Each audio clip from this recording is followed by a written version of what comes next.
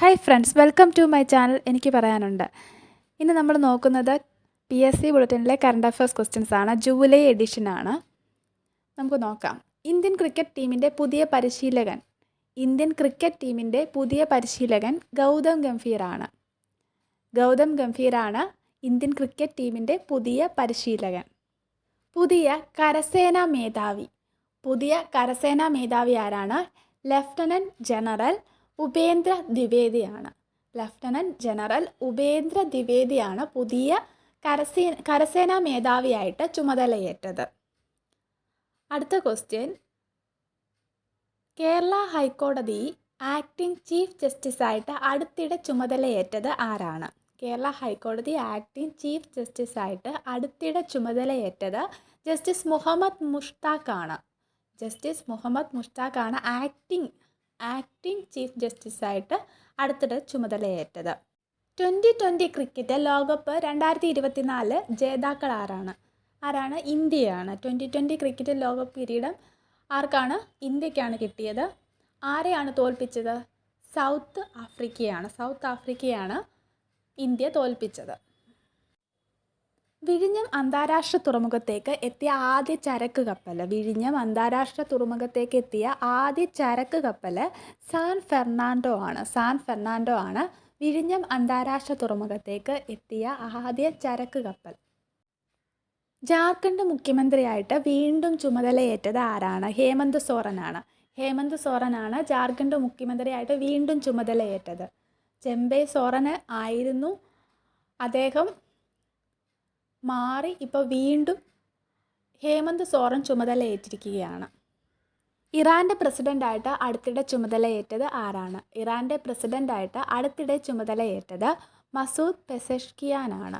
മസൂദ് പെസഷ്കിയാനാണ് ഇറാൻ്റെ പ്രസിഡൻ്റായിട്ട് അടുത്തിടെ ചുമതലയേറ്റത്. ഭാരതീയ ന്യായ സംഹിതയുടെ അടിസ്ഥാനത്തിലുള്ള രാജ്യത്തെ ആദ്യത്തെ കേസ് രജിസ്റ്റർ ചെയ്തത് എവിടെ? ഭാരതീയ ന്യായ സംഹിതയുടെ അടിസ്ഥാനത്തിലുള്ള രാജ്യത്തെ ആദ്യത്തെ കേസ് രജിസ്റ്റർ ചെയ്തത് ഗ്വാളിയോർ മധ്യപ്രദേശിലാണ്. ഭാരതീയ ന്യായ സംഹിതയുടെ അടിസ്ഥാനത്തിലുള്ള രാജ്യത്തെ ആദ്യത്തെ കേസ് രജിസ്റ്റർ ചെയ്തത്. ഇനി കേരളത്തിലാണെങ്കിൽ ഭാരതീയ ന്യായ സംഹിതയുടെ അടിസ്ഥാനത്തിലുള്ള ആദ്യത്തെ കേസ് രജിസ്റ്റർ ചെയ്തത് മലപ്പുറം കൊണ്ടോട്ടിയിലാണ്. കേരളത്തിൽ ഭാരതീയ ന്യായ സംഹിതയുടെ അടിസ്ഥാനത്തിലുള്ള ആദ്യത്തെ കേസ് രജിസ്റ്റർ ചെയ്തത്. റഷ്യയുടെ പരമോന്നത സിവിലിയൻ ബഹുമതിയായിട്ടുള്ള Order of Saint Andrew the Apostle പുരസ്കാരം ലഭിച്ചത് ആർക്കാണ്?